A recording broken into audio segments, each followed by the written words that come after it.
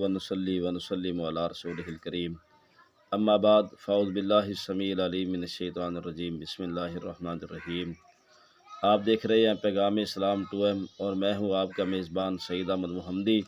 آج ہم بات کریں گے کہ نماز کے متعلق رسول اکرم صلی اللہ علیہ وسلم نے جو شخص جان بوجھ کر نماز چھوڑ دیتا ہے اس انسان کا دین کے ساتھ تعلق نہیں ہے، کیونکہ رسول اکرم صلی اللہ علیہ وسلم نے 10 قسم کی ایسی باتیں ہیں جو بے نمازی کے متعلق ارشاد فرمائی۔ آپ نے فرمایا نماز چھوڑنے والا بندہ مشرک ہے، بے نماز بندہ کافر ہے، منافقین پر نماز باری ہے، نماز چھوڑنے والا بے دین بندہ ہے، اور نماز چھوڑنے والا بے ایمان بندہ ہے، نماز چھوڑنے والا بندہ جہنمی ہے، نماز چھوڑنے والے کا سب کچھ لٹ جاتا ہے، نماز چھوڑنے والے کے اعمال برباد اللہ رب العالمین کر دیتے ہیں۔ اسی طرح نماز چھوڑنے والا بندہ قیامت کے دن قارون، فرعون، حامان اور ابی بن خلف کے ساتھ ہوگا، اور نماز چھوڑنے والے شخص سے اللہ رب العالمین اپنی حفاظت ختم کر دیا کرتے ہیں، وہ اللہ کی حفاظت سے بری ہو جاتا ہے۔ آئیے سب سے پہلی بات کہ جو بندہ نماز چھوڑ دے، بے نماز بندے کو اللہ رب العالمین نے اور رسول اکرم صلی اللہ علیہ وسلم نے مشرک کہا ہے۔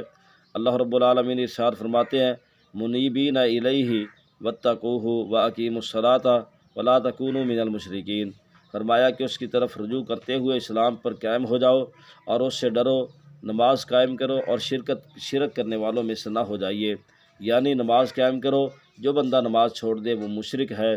اور سیدنا جابر بن عبداللہ رضی اللہ تعالیٰ عنہ فرماتے ہیں کہ سمعت النبی صلی اللہ علیہ وسلم، میں نے نبی صلی اللہ علیہ وسلم سے سنا، رسول اللہ صلی اللہ علیہ وسلم ارشاد فرماتے تھے ان بین الرجل و بین الشرک والکفر ترک الصلاۃ، کہ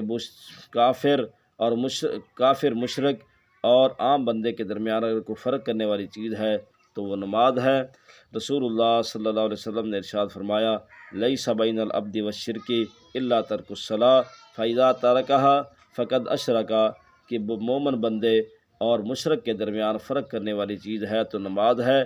آپ نے فرمایا جس بندے نے جان بوجھ کر نماز کو چھوڑ دیا گویا کہ اس بندے نے شرک کیا ہے۔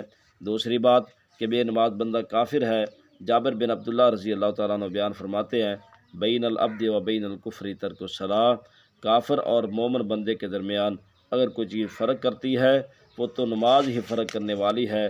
نمبر 3 پہ فرمایا منافقین پہ نمازیں بڑی بھاری ہیں۔ رسول اللہ صلی اللہ علیہ وسلم نے ارشاد فرمایا ان المنافقین یخادعون اللہ وہو خادعہم، فرمایا بے شک منافقین اللہ کو دھوکہ دینا چاہتے ہیں حالانکہ وہ خود اپنے آپ کو دھوکے میں ڈال رہے ہیں۔ فرمایا وَإِذَا قَامُوا إِلَى الصَّلَاةِ قَامُوا كُسَالَىٰ، فرمایا جب وہ نماز کے لیے اٹھتے ہیں تو بڑی سستی اور کاہلی کے ساتھ اٹھتے ہیں، اور فرمایا یراؤن الناس ولا یذکرون اللہ الا قلیلا، وہ لوگوں کو دکھلاوے والی نماز پڑھتے ہیں، لوگوں کو دکھانے کے لیے نماز کے لیے آتے ہیں۔ ولا یذکرون اللہ الا قلیلا، وہ اپنی نماز میں اللہ کا ذکر بھی نہیں کرتے مگر بہت کم، تھوڑا سا اللہ کا ذکر کرتے ہیں۔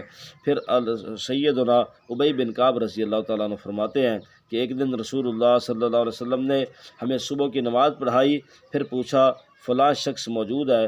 صحابہ نے عرض کی نہیں۔ پھر آپ صلی اللہ علیہ وسلم نے ارشاد فرمایا فلاں شخص موجود ہے؟ صحابہ نے عرض کی نہیں اللہ کے رسول صلی اللہ علیہ وسلم وہ نہیں ہے۔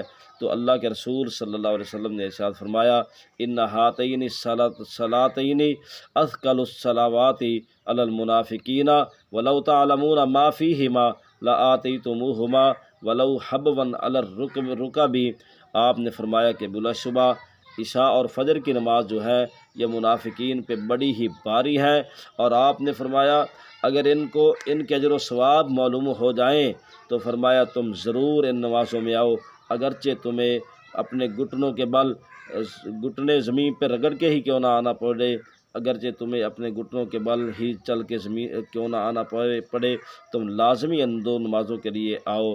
اور رسول اللہ صلی اللہ علیہ وسلم نے ارشاد فرمایا کہ منافق کی نماز ایسی ہے کہ بیٹھا سورج کا انتظار کرتا رہتا ہے، جب سورج غروب ہونے کے قریب پہنچتا ہے تو جلدی جلدی اٹھتا ہے، اور شیطان کے 2 سینگوں کے درمیان جب سورج غروب ہونا شروع ہوتا ہے تو یہ بندہ اٹھتا ہے اور اٹھ کے جلدی جلدی 4 ٹھونگے مار لیتا ہے، اللہ رب العالمین کو یاد نہیں کرتا مگر بہت ہی کم۔